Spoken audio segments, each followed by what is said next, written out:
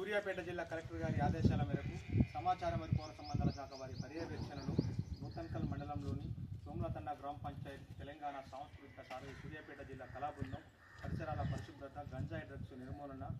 ప్రతి అభివృద్ధి సంక్షేమ పథకాలపైన ఇప్పుడు మీ ముందు వినిన నాగరాజన్న ఒక పాట. సంబురాలు సెల్లెలా